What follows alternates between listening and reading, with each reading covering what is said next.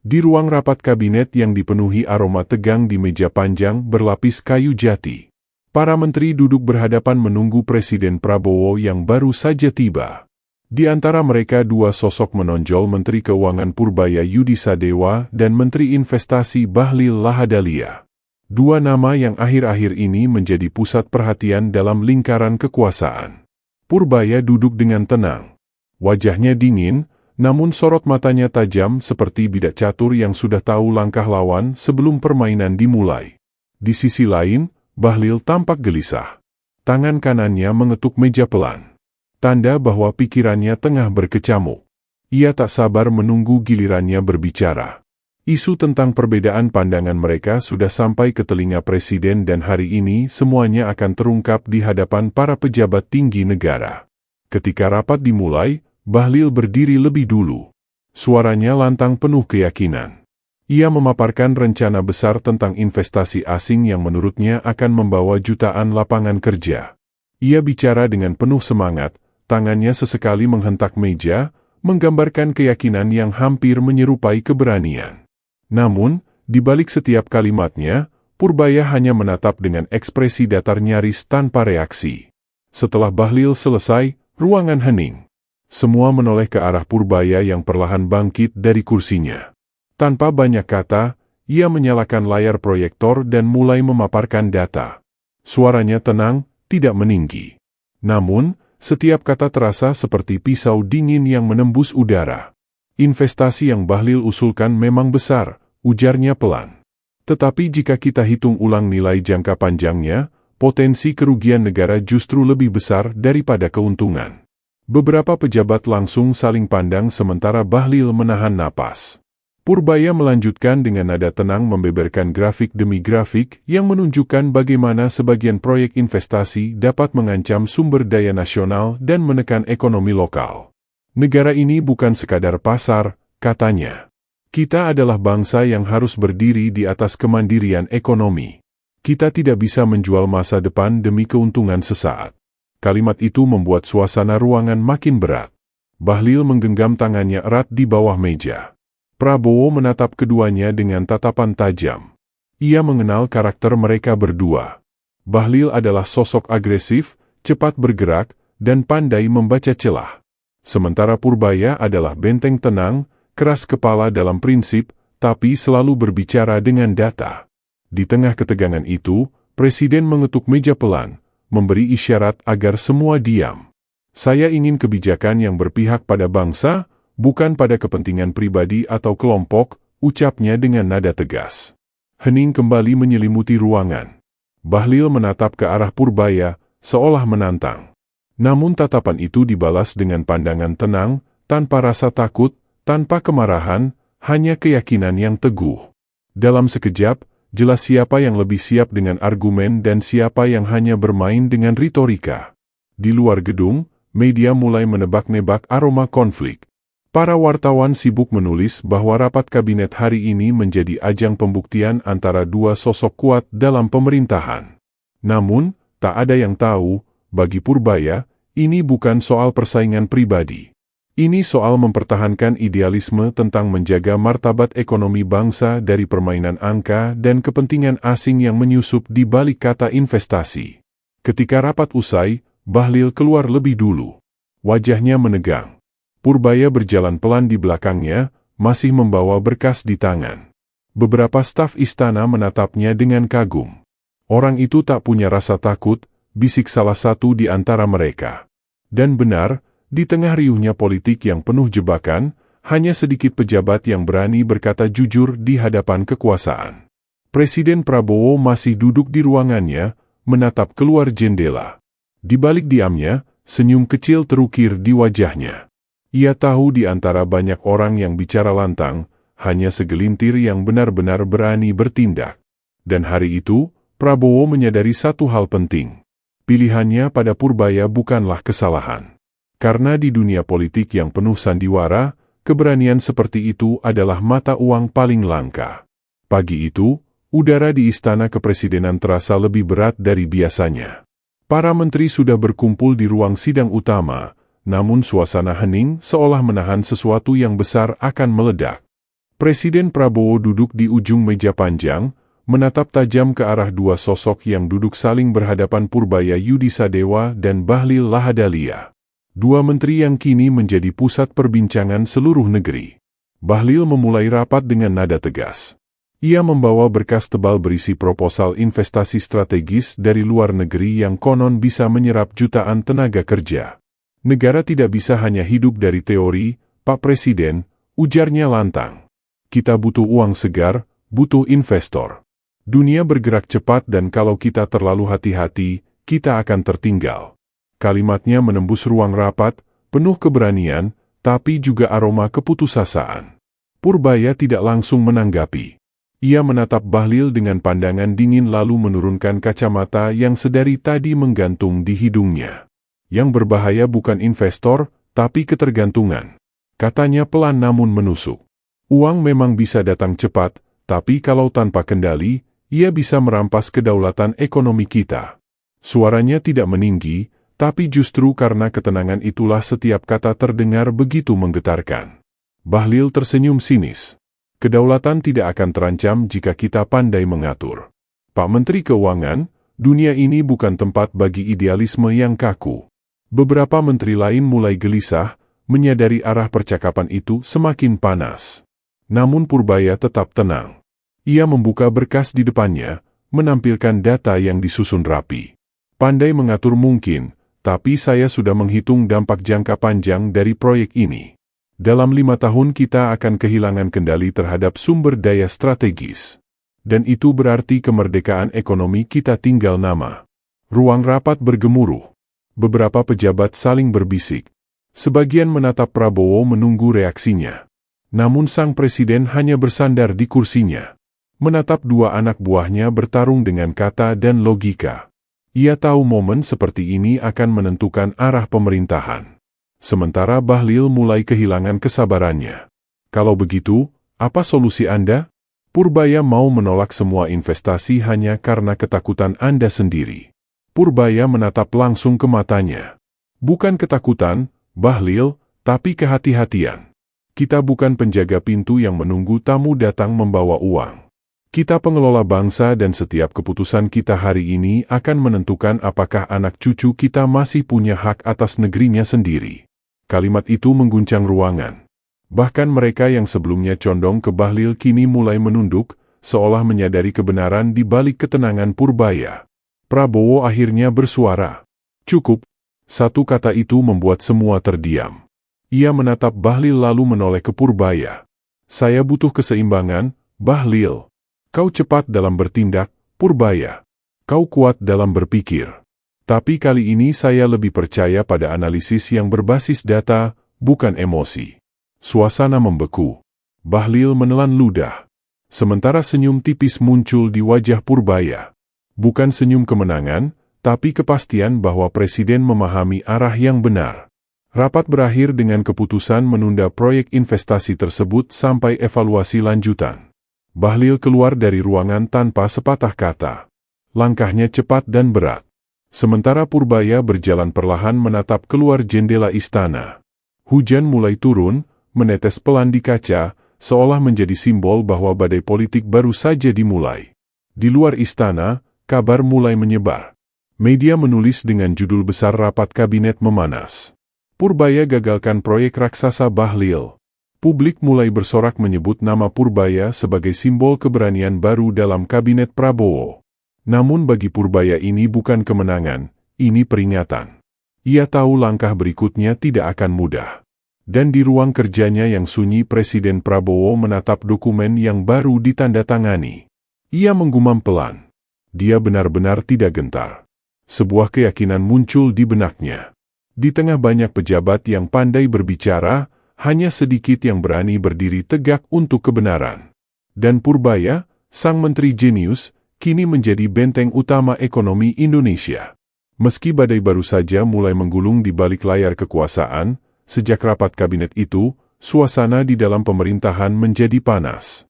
Nama Purbaya Yudisadewa bergema di mana-mana, disebut-sebut sebagai sosok yang berani menantang arus demi melindungi kepentingan bangsa.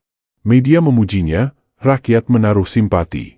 Bahkan beberapa pengamat menyebutnya Menteri Baja berotak berlian. Tapi di balik semua pujian itu, ada satu orang yang merasa posisinya diguncang, Bahlilia.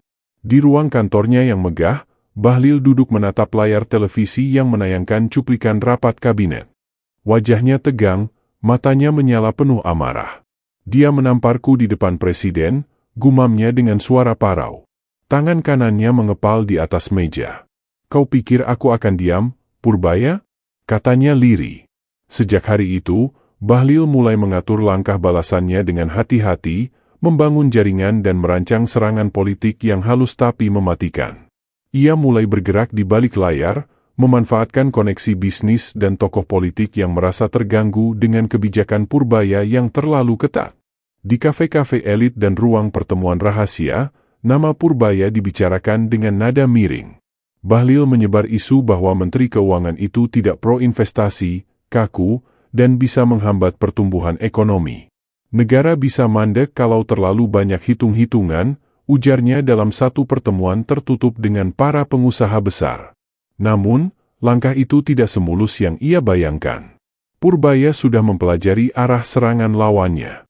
Ia tahu dunia politik ibarat papan catur dan Bahlil kini sedang mencoba menggiring opini publik ke arah yang salah. Dalam diam, Purbaya menyiapkan data yang lebih tajam, fakta yang tak terbantahkan. Ia tidak membalas dengan kata-kata. Ia menunggu waktu yang tepat untuk membungkam semua fitnah dengan bukti nyata. Beberapa minggu kemudian, Bahlil kembali tampil di televisi nasional.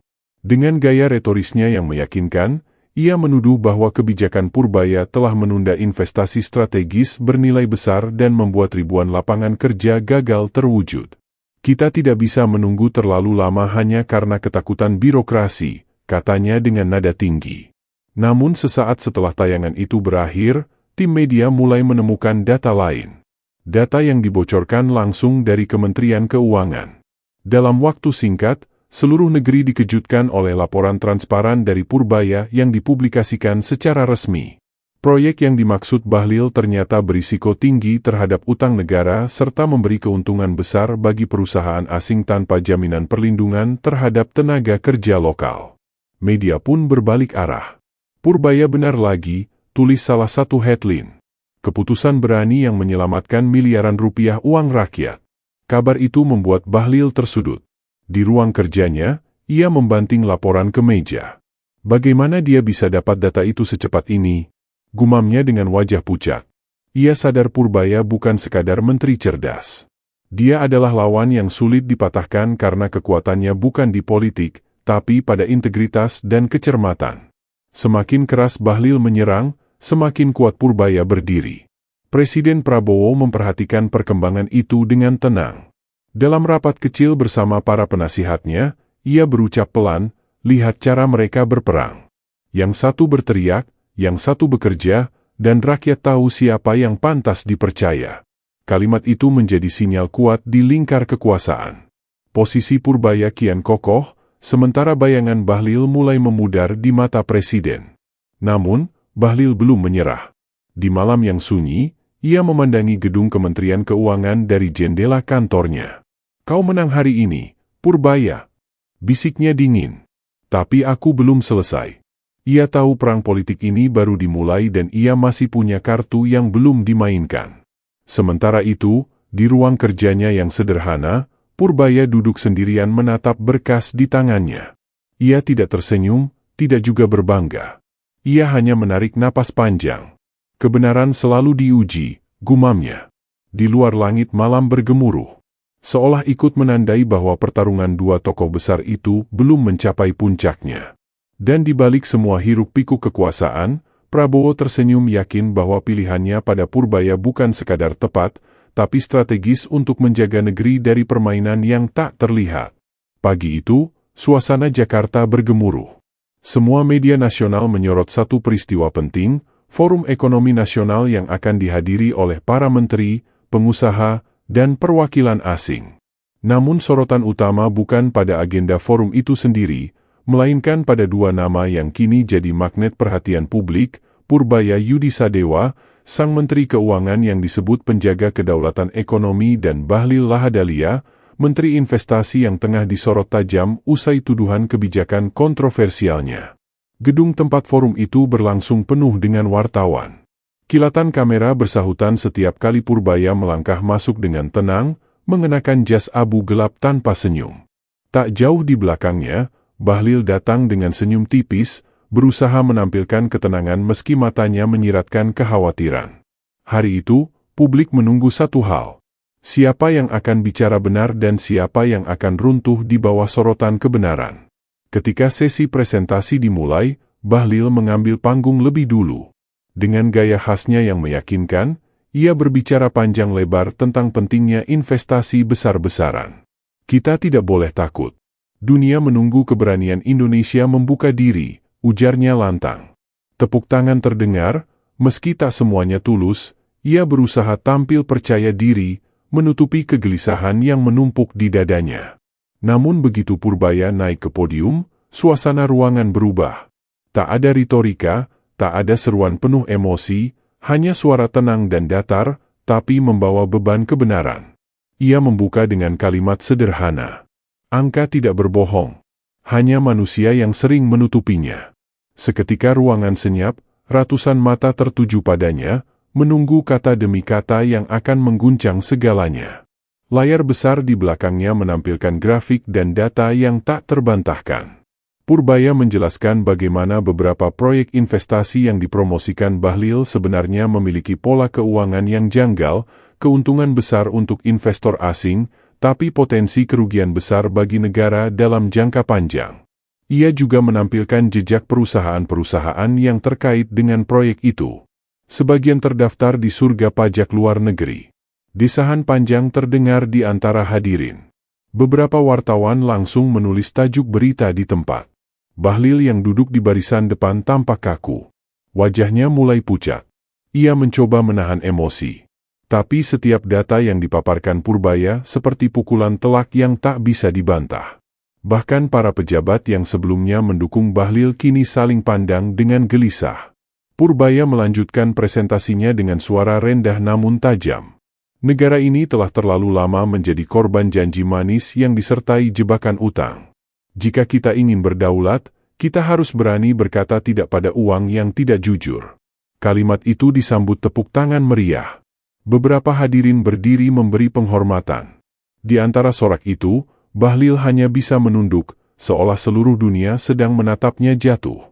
Selesai bicara, Purbaya turun dari podium dengan langkah tenang. Ia tidak menoleh ke arah Bahlil, hanya menyerahkan flash berisi data resmi kepada moderator.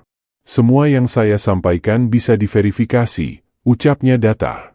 Moderator hanya mengangguk. Sementara suasana ruangan seperti baru saja diguncang gempa politik.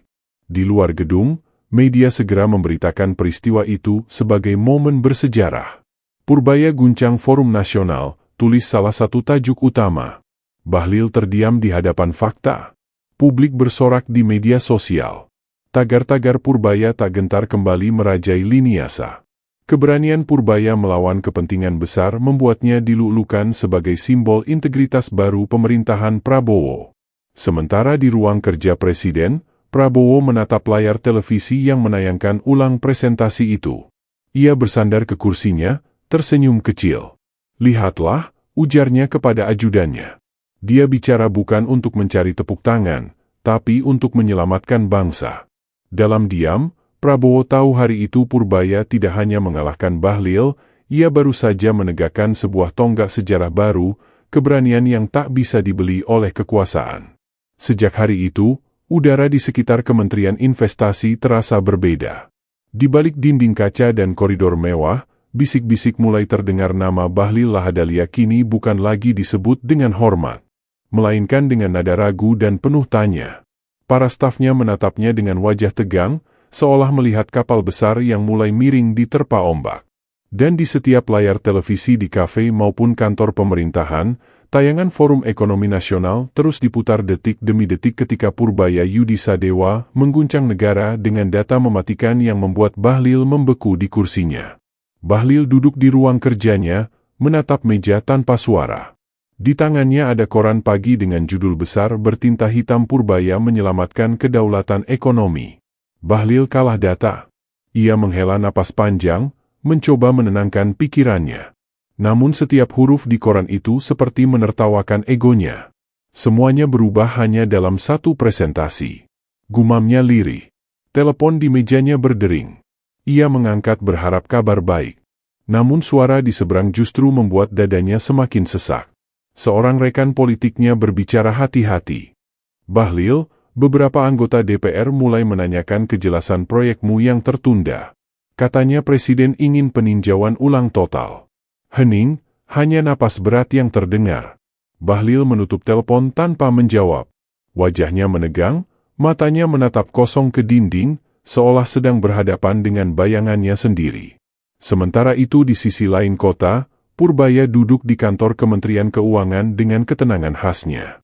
Di luar gedung, wartawan menunggu hanya untuk mendapatkan satu komentar darinya. Namun, ia menolak semua wawancara. "Saya tidak ingin memancing polemik. Data sudah bicara," ujarnya singkat sambil tersenyum tenang. Kata-kata itu sederhana, tapi justru semakin memperkuat citranya sebagai sosok jujur dan berprinsip. Di ruang makan istana malam itu, Presiden Prabowo makan malam sendirian. Televisi menayangkan berita tentang Purbaya yang dielu-elukan sebagai menteri paling berintegritas. Prabowo hanya tersenyum kecil sambil meneguk kopinya. "Anak itu tak kenal takut," katanya pelan. "Dan aku suka orang yang tak bisa dibeli." Kalimat itu terdengar lembut, tapi punya makna besar, seolah menjadi garis nasib baru bagi arah kekuasaan di istana. Namun di tempat lain, Bahlil mulai kehilangan dukungan. Beberapa pengusaha yang dulu menyanjungnya kini memilih diam, bahkan menjauh. Mereka takut terlibat dalam proyek-proyek yang kini sedang diperiksa ulang oleh tim keuangan negara. "Kau lihat," bisik salah satu stafnya. Bahkan yang dulu bersumpah setia sekarang pura-pura tidak kenal. Bahlil hanya tertawa hambar. Ia tahu dalam politik kesetiaan hanyalah bayangan di bawah cahaya kekuasaan. Malam berikutnya, Bahlil duduk sendirian di balkon rumah dinasnya. Ia menatap lampu-lampu kota Jakarta yang berkelap-kelip di kejauhan. Dalam hatinya campur aduk antara marah, malu, dan penyesalan. Ia teringat momen ketika Purbaya menatapnya di forum nasional dengan pandangan tajam tapi tanpa kebencian.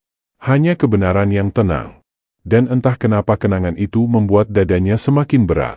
Sementara itu, di luar rumah dinasnya, mobil-mobil media mulai berdatangan. Wartawan ingin mendapatkan komentar tentang isu resafel yang beredar. Bahlil tidak keluar. Ia hanya berdiri di balik tirai, menatap kerumunan dengan wajah letih. "Mereka dulu menepuk punggungku," katanya pelan. "Sekarang menunggu aku jatuh." Sebuah ironi yang ia rasakan sendiri. Bagaimana dunia kekuasaan bisa berbalik arah secepat badai di laut lepas? Purbaya di sisi lain tidak pernah berbicara buruk tentang Bahlil. Ia tetap bekerja seperti biasa, menandatangani laporan keuangan dan memimpin rapat kebijakan fiskal. Namun di balik kesibukannya, ia tahu bahwa badai politik masih belum reda. Dalam hati kecilnya, ia berdoa agar semua ini berakhir tanpa permusuhan. "Aku tidak melawan orang," katanya pelan kepada sekretarisnya. "Aku melawan kesalahan." Dan di malam yang sama, Prabowo menatap foto kabinet di mejanya. Tatapannya berhenti di dua wajah, Bahlil dan Purbaya. Lalu ia berkata pelan, namun penuh makna. Satu gentar, satu tegak. Ia tahu sejarah sedang menulis garisnya sendiri. Purbaya kini bukan sekadar menteri, tapi simbol bahwa dalam badai kekuasaan, kejujuran, dan keberanian masih bisa berdiri tegak di tengah derasnya kepentingan. Malam di Jakarta terasa pekat. Lampu-lampu gedung kementerian sudah lama padam. Namun di lantai paling atas salah satu hotel mewah ibu kota, sekelompok orang duduk mengitari meja bundar. Asap cerutu dan kopi hitam menjadi saksi bisu pertemuan rahasia itu. Di tengah ruangan, Bahlil Lahadalia duduk bersandar. Wajahnya tampak lebih kurus dari sebelumnya. Matanya menatap tajam ke arah beberapa pengusaha dan politisi yang hadir. "Aku tidak akan dibiarkan tenggelam begitu saja," katanya lirih. Tapi setiap katanya mengandung bara. Pertemuan itu menjadi awal dari langkah berbahaya. Bahlil tahu jika ia ingin bertahan di dunia politik yang kejam ini, ia harus melakukan manuver besar. Ia mulai mengatur strategi untuk menggoyang posisi Purbaya Yudisadewa bukan dengan serangan langsung, tapi melalui jalur politik dan opini publik. Kita buat dia terlihat terlalu ambisius, ucapnya pada salah satu koleganya. Biar orang percaya dia bukan penyelamat, tapi pemain. Keesokan harinya, berita-berita misterius mulai beredar di media sosial. Akun-akun anonim memposting narasi yang menyudutkan Purbaya bahwa ia terlalu dominan dalam kabinet, bahwa langkahnya membatasi investasi justru memperlambat pertumbuhan ekonomi. Beberapa media bahkan menulis, apakah Menteri Keuangan terlalu berkuasa? Semua itu dilakukan dengan rapi, seolah berasal dari sumber independen. Padahal semuanya adalah bagian dari permainan Bahlil. Namun, seperti badai yang berputar, arah angin kembali tak terduga. Purbaya tidak menjawab dengan pernyataan publik, tapi lewat tindakan. Ia mengumumkan kebijakan baru, transparansi anggaran digital nasional, sistem terbuka yang memungkinkan masyarakat memantau kemana setiap rupiah uang negara mengalir. Langkah itu memantik decak kagum rakyat dan dunia internasional. Media luar negeri memujinya sebagai revolusi transparansi pemerintahan. Seketika upaya Bahlil untuk mencoreng namanya pun meredup. Bahlil menggertakkan giginya saat membaca berita itu di pagi hari. Dia seperti membaca langkahku sebelum aku bergerak, geramnya. Ia sadar setiap kali ia berusaha menjatuhkan Purbaya, justru sosok itu tampil makin kuat. Para pendukungnya mulai kembali bukan karena takut, tapi karena mereka melihat bahwa Purbaya berjuang dengan sesuatu yang jarang dimiliki di dunia politik kejujuran. Di sisi lain, Presiden Prabowo memperhatikan semua itu dengan tenang. Dalam rapat tertutup bersama para penasihatnya, ia berkata dengan nada berat, kekuasaan sejati bukan soal siapa yang berteriak paling keras, tapi siapa yang bekerja paling tenang. Semua menunduk. Mereka tahu kalimat itu bukan sekadar komentar, itu peringatan. Sinyal bahwa Prabowo mulai jengah dengan intrik yang mencemari kabinetnya.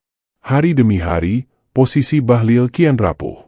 Beberapa proyek investasinya dibekukan, audit mulai dilakukan dan dukungan politik yang dulu begitu kuat kini perlahan menghilang. Ia merasa dikepung dari segala arah. Mereka semua berbalik arah, ujarnya pada ajudannya dengan nada getir.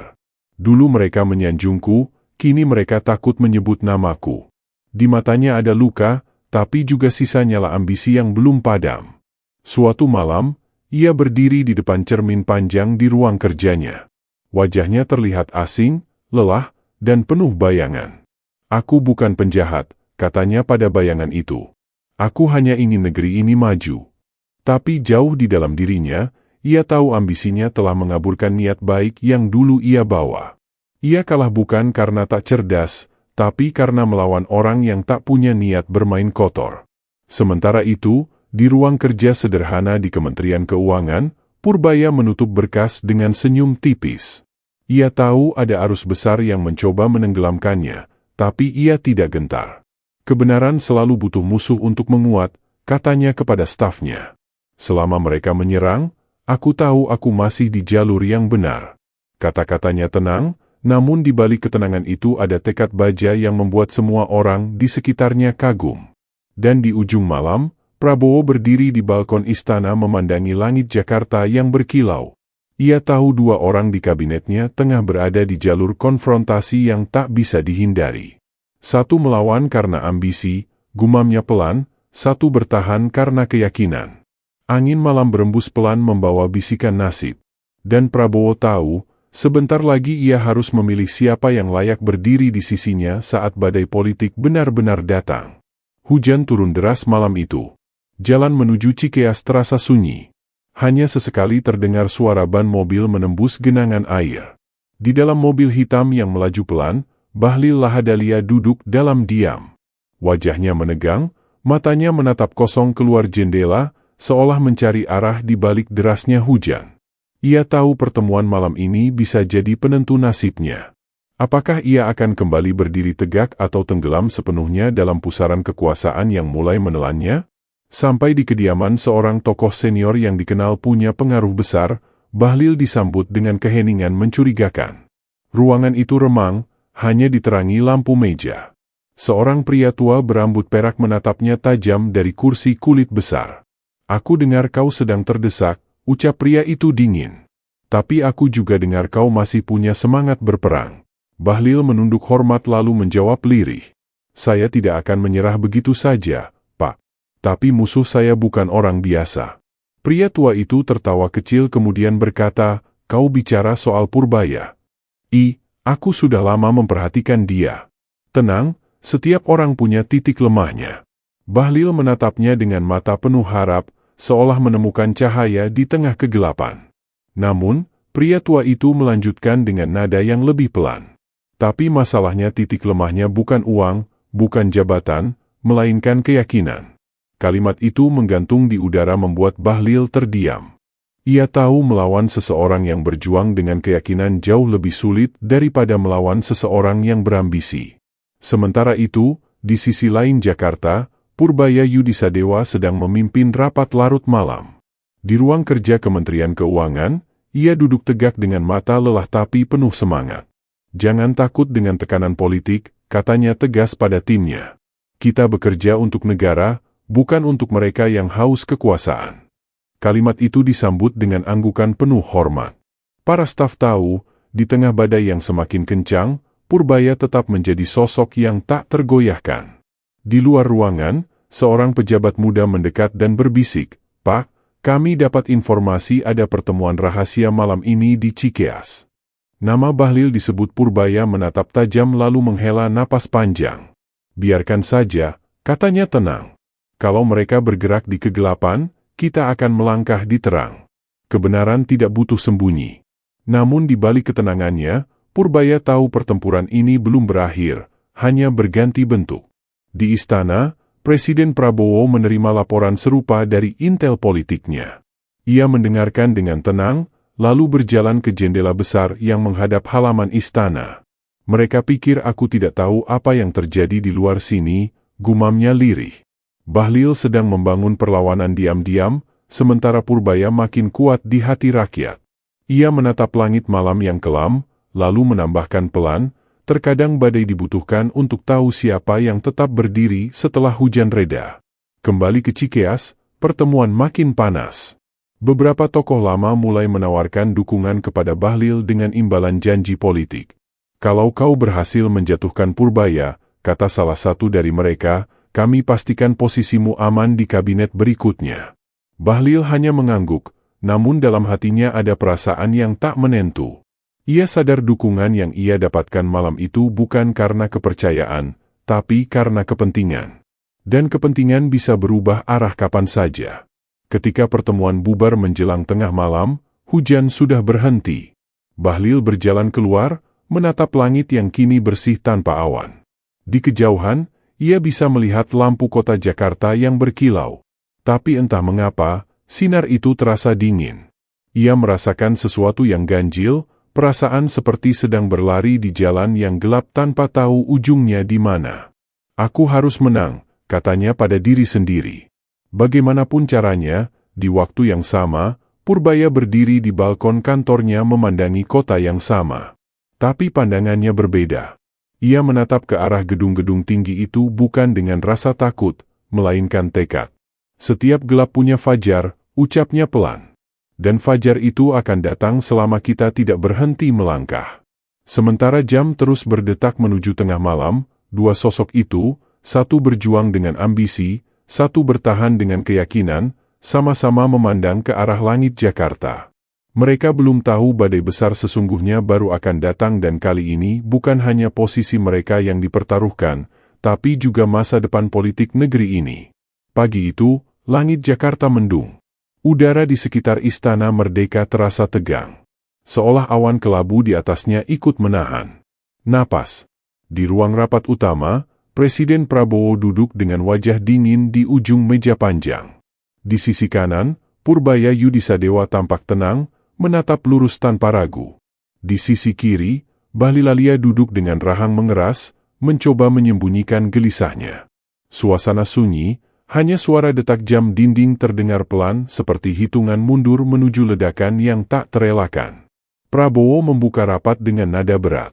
Saya memanggil kalian berdua bukan untuk mendengar alasan, tapi untuk mendengar kejujuran. Kalimat itu seperti petir di tengah kesunyian. Pandangannya beralih ke arah Bahlil. Ada laporan pertemuan di Cikeas. Ada kabar bahwa kau sedang membangun kekuatan politik baru di luar kendali pemerintah. Apa benar itu? Bahlil menelan ludah lalu mencoba tersenyum. Pak Presiden, itu hanya silaturahmi biasa, tidak ada niat membangun kekuatan apapun. Namun sebelum Prabowo sempat menanggapi, Purbaya perlahan angkat bicara. Suaranya tenang tapi menusuk. Silaturahmi biasanya dilakukan di siang hari, Pak. Bukan tengah malam dan bukan dengan orang-orang yang punya kepentingan mengguncang pemerintahan. Semua kepala di ruangan itu menoleh padanya. Bahlil menatap tajam, matanya menyala marah. Kau menuduh tanpa bukti, bentaknya. Tapi Purbaya tetap tenang. Saya tidak menuduh. Saya hanya menyampaikan fakta yang sudah didengar banyak orang. Prabowo mengetukkan jarinya ke meja, membuat keduanya terdiam. Cukup, suaranya berat dan tajam. Kalian berdua adalah pembantu presiden. Tapi belakangan, rakyat melihat kalian seperti dua raja kecil yang saling bertarung untuk kekuasaan. Apakah itu yang kalian inginkan? Menjadi tontonan. Sementara rakyat menunggu kerja nyata. Ruangan itu kembali sunyi. Bahlil menunduk. Sementara Purbaya menatap presiden dengan hormat namun tetap tegas. Kemudian Prabowo menatap Purbaya langsung. Purbaya, katanya pelan. Aku tahu kau orang yang lurus, tapi ketegasanmu sering dianggap arogan. Aku ingin kau tahu, di dunia politik, kebenaran tanpa kebijaksanaan bisa jadi senjata makan tuan. Purbaya mengangguk hormat. Saya mengerti, Pak, tapi saya tidak bisa berkompromi dengan kebohongan. Kalimat itu mengalun tenang, tapi membuat suasana kembali menegang. Bahlil mengangkat kepala menatap Prabowo dengan nada memelas, namun penuh pembelaan. Pak, saya hanya ingin memastikan investasi terus berjalan. Kebijakan Purbaya terlalu ketat, membuat banyak investor mundur. Kalau ini terus dibiarkan, ekonomi kita bisa terhenti. Purbaya langsung menatapnya dalam. Investasi tanpa integritas hanya akan membuat bangsa ini dijual murah. Kita bukan negara lelang, Bahlil. Ucapannya membuat beberapa menteri yang hadir terdiam 1000 bahasa. Prabowo berdiri, kursinya berderit pelan, tapi suara itu terasa seperti ledakan kecil di dada semua orang di ruangan itu. Aku tidak mau kabinetku jadi medan perang, katanya tegas. Mulai hari ini, semua keputusan strategis ekonomi harus melewati rapat bersama. Tidak ada lagi langkah sendiri-sendiri. Dan satu hal lagi, aku akan mengawasi langsung. Tatapan matanya menembus keduanya. Tak ada yang berani bicara. Setelah rapat ditutup, Bahlil berjalan keluar lebih dulu. Namun, di lorong panjang istana, ia berhenti dan menatap ke belakang ke arah Purbaya yang berjalan tenang di belakangnya. Jangan kira kau sudah menang, ucapnya dengan suara rendah. Aku belum selesai. Purbaya berhenti sejenak lalu menjawab pelan, aku tidak berjuang untuk menang, Bahlil. Aku berjuang agar kebenaran tidak kalah. Ucapannya membuat Bahlil terdiam, tapi sorot matanya justru semakin gelap. Dari balkon lantai 2, Prabowo memperhatikan keduanya tanpa bersuara. Ia tahu, meski pertemuan itu telah selesai, perang sesungguhnya baru saja dimulai. Dalam hati, ia bergumam. Satu adalah api yang membakar karena ambisi, satu lagi adalah api yang menyala karena keyakinan. Tapi keduanya sama-sama bisa membakar negeri ini kalau tak dijaga. Ia menghela napas panjang, menatap bendera merah putih yang berkibar di halaman istana. Dan di langit yang mulai cerah setelah badai semalam, awan-awan putih bergerak perlahan. Seolah menandakan satu hal, konflik di tubuh pemerintahan ini belum berakhir. Di balik ketenangan pagi, sedang tumbuh badai baru yang jauh lebih besar. Badai yang akan menentukan siapa yang benar-benar layak berdiri di sisi presiden. Pagi yang tampak tenang di Jakarta rupanya menyimpan gelombang baru. Di balik layar, jaringan media nasional mulai menayangkan berita-berita yang perlahan menodai nama Purbaya Yudisadewa. Di layar televisi, headline besar bertuliskan, kebijakan ketat Menteri Keuangan dinilai hambat investasi asing.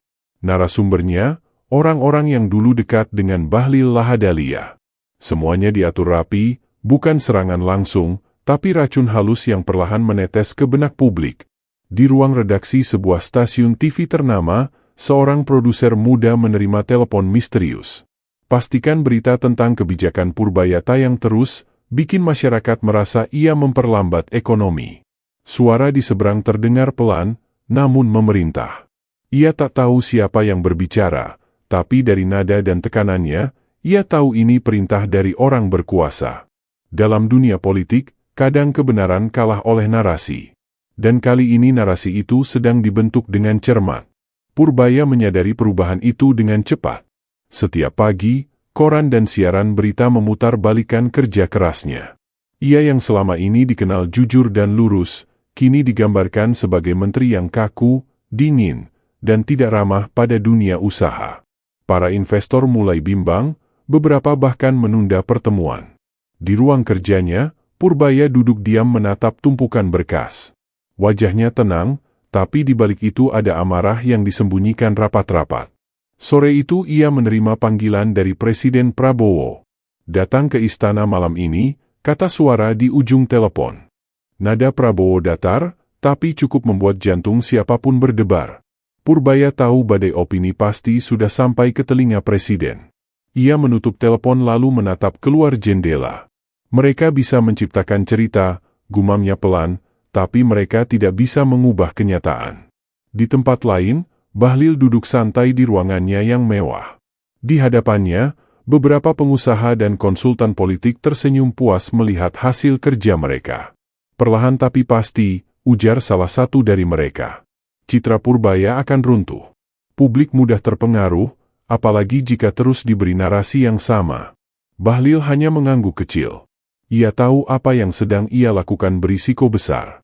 Tapi di dunia politik, kemenangan tidak selalu milik yang benar, melainkan milik yang mampu menguasai persepsi. Namun, Bahlil lupa satu hal. Kebenaran yang ditekan tidak mati.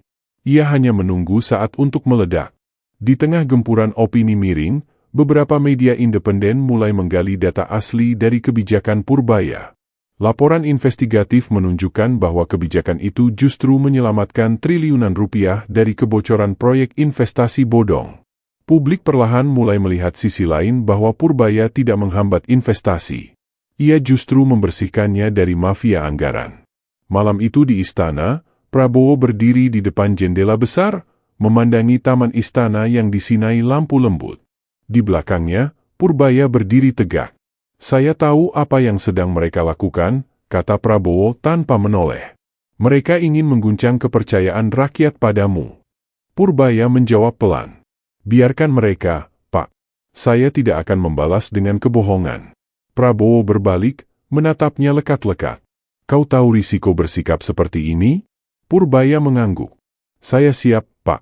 Karena saya tidak sedang melawan orang. Saya sedang melawan cara. Keheningan mengisi ruangan sesaat. Prabowo kemudian berjalan perlahan ke arah meja, mengambil map merah berisi laporan investigasi dari Badan Intelijen Negara. Aku sudah membaca ini, katanya sambil menatap Purbaya. Dan aku tahu siapa yang mengatur semua ini. Purbaya terdiam, tapi matanya tajam. Bahlil tanya Purbaya. Akhirnya Prabowo tidak menjawab langsung. Ia hanya menatap map itu lama lalu berkata pelan. Kadang untuk menyingkirkan ular, kita harus biarkan dia keluar dulu dari sarangnya. Beberapa hari kemudian, situasi berbalik cepat. Media-media besar mulai mempertanyakan motif kampanye negatif terhadap Purbaya. Data dan bukti yang dikumpulkan muncul di publik, membongkar jaringan bayangan di balik pemberitaan itu. Nama Bahlil mulai disebut walau tanpa bukti langsung. Ia marah besar membanting ponselnya ketika menonton berita malam. Siapa yang membocorkan semua ini? Teriaknya. Tapi jawabannya hanya gema kesunyian. Sekutunya mulai mundur satu persatu. Di akhir malam, Purbaya duduk sendirian di balkon rumah dinasnya. Angin berembus lembut membawa ketenangan. Setelah badai, ia memejamkan mata, mengingat semua tuduhan dan fitnah yang diarahkan padanya. Tapi kini ia tahu kebenaran tidak selalu butuh teriak. Ia cukup bertahan dan waktu akan membuktikannya. Dari kejauhan, azan subuh mulai berkumandang. Ia tersenyum tipis dan berbisik. Pertarungan belum usai, tapi cahaya mulai terlihat. Sementara itu, di tempat lain, Bahlil berdiri di ruang gelap, menatap layar televisi yang menampilkan dirinya diserang opini publik. Wajahnya pucat, tangannya gemetar. Ia baru sadar permainan yang ia mulai kini berbalik menghantam dirinya sendiri. Dalam bayang-bayang kekalahan, ia menatap kosong dan berkata lirih, "Aku hanya ingin diakui, tapi mungkin aku telah melangkah terlalu jauh." Pagi itu, udara di istana terasa berbeda. Langit Jakarta berwarna kelabu dan burung-burung yang biasanya hinggap di pepohonan halaman istana tampak enggan bernyanyi. Di dalam ruang rapat kabinet, para menteri duduk dengan wajah tegang. Tak ada tawa, tak ada bisikan. Semua mata tertuju pada kursi di ujung meja panjang. Kursi yang sebentar lagi akan diduduki oleh Presiden Prabowo Subianto. Mereka tahu hari ini bukan rapat biasa. Hari ini akan ada keputusan yang mengguncang fondasi kekuasaan. Pintu besar terbuka perlahan. Prabowo melangkah masuk dengan langkah tenang namun berat. Tatapannya menyapu seluruh ruangan, memaksa setiap orang menunduk. Di belakangnya, Purbaya Yudisadewa berjalan tegak. Sementara Bahlil Lahadalia sudah lebih dulu duduk di tempatnya dengan wajah yang sulit dibaca. Suasana hening berubah menjadi tegang. Seolah udara sendiri menolak bergerak. Prabowo duduk. Ia tidak langsung bicara. Ia membuka map merah tebal di depannya, membaca beberapa lembar, lalu menutupnya pelan. "Aku sudah diam cukup lama," katanya akhirnya. Suaranya berat namun jelas. Terlalu lama, semua mata menatapnya. Negara ini tidak bisa dikelola dengan intrigin, ini bukan medan pertempuran pribadi. Kalimat itu menggema ruangan, menembus dinding keheningan yang sudah lama menggantung. Ia menatap ke arah Bahlil. "Aku sudah membaca semua laporan. Aku tahu siapa yang memulai perang opini di media, siapa yang membayar narasi untuk menjatuhkan rekan sendiri." Bahlil menunduk dalam, "Saya tidak bermaksud menjatuhkan siapapun, Pak Presiden. Saya hanya cukup," potong Prabowo dengan nada tegas. "Jangan beri alasan. Kau sudah melangkah terlalu jauh." Hening, semua menteri menunduk. Sementara itu, Purbaya hanya duduk diam. Matanya lurus ke depan. Prabowo kini menatapnya. "Dan kau Purbaya," katanya lebih lembut. "Aku tahu kau bekerja dengan niat baik. Tapi di dunia politik, niat baik saja tidak cukup. Kau akan terus diserang karena kau terlalu bersih untuk tempat yang kotor. Apakah kau siap menanggung itu?" Purbaya menatap balik dengan tenang. "Saya siap, Pak. Karena saya tidak bekerja untuk dipuji. Saya bekerja agar negeri ini tidak jatuh." Prabowo terdiam sejenak. Matanya menatap jauh ke depan, seolah melihat sesuatu yang tak tampak. Lalu dengan nada datar tapi tegas, ia berkata, "Mulai hari ini aku mencabut seluruh kewenangan Bahlil terkait investasi. Semua proyek akan diawasi langsung oleh Menteri Keuangan." Suasana ruangan langsung bergemuruh. Beberapa menteri saling berpandangan, tak percaya dengan keputusan yang baru saja diucapkan. Bahlil mendongak, matanya membelalak. "Pak Presiden, Anda tidak bisa." Prabowo menatapnya tajam membuat suaranya terhenti di tenggorokan. "Aku bisa," jawabnya dingin. "Dan aku sudah melakukannya. Aku memberimu kepercayaan, tapi kau menukarnya dengan intrik. Sekarang kau istirahat. Fokuslah pada evaluasi diri. Negara ini terlalu besar untuk dimainkan oleh ego." Purbaya menunduk pelan. Tidak ada ekspresi kemenangan di wajahnya, hanya kesunyian yang penuh arti. Ia tahu keputusan itu bukan kemenangan pribadi, tapi beban tanggung jawab yang lebih berat. Sementara Bahlil duduk kaku, tangan gemetar di atas meja, dalam hatinya berkecamuk rasa marah, kecewa, dan takut yang bercampur menjadi satu. Ia sadar kekuasaan yang ia bangun selama ini runtuh dalam satu kalimat. Setelah semua menteri keluar, Prabowo memanggil Purbaya untuk tetap tinggal. "Kau tahu kenapa aku mempertahankanmu?" tanya Prabowo tanpa menatap. Purbaya menggeleng pelan. Prabowo lalu berkata lirih, "Karena di antara semua yang aku lihat, hanya kau yang tidak takut kehilangan jabatan demi kebenaran. Orang seperti itu langka." Ia menatap lurus ke mata Purbaya. "Jaga integritasmu, tapi jangan lupa, kadang kebenaran juga perlu strategi." Malamnya, Jakarta seolah lebih tenang. Media menayangkan keputusan presiden dan rakyat mulai berbicara lagi tentang harapan. Di ruang kerjanya yang sunyi, Purbaya menatap lampu-lampu kota dari balik jendela. Ia tahu pertempuran belum benar-benar usai, tapi satu hal sudah pasti, badai besar yang berputar selama ini akhirnya reda, setidaknya untuk sementara. Ia menutup matanya dan berbisik, "Negeri ini belum pulih, tapi selangkah lagi kita menuju ke arah yang benar." Sementara itu, di tempat lain, Bahlil duduk sendiri dalam kegelapan ruangannya. Di atas mejanya tergeletak foto lama dirinya dan Prabowo saat awal kabinet terbentuk. Ia tersenyum getir. Aku terlalu sibuk memburu kuasa, katanya lirik sampai lupa untuk menjaga kepercayaan. Dan malam itu, untuk pertama kalinya dalam waktu lama, Bahlil merasakan apa itu sepi. Bukan karena tak ada suara, tapi karena tak ada lagi yang percaya.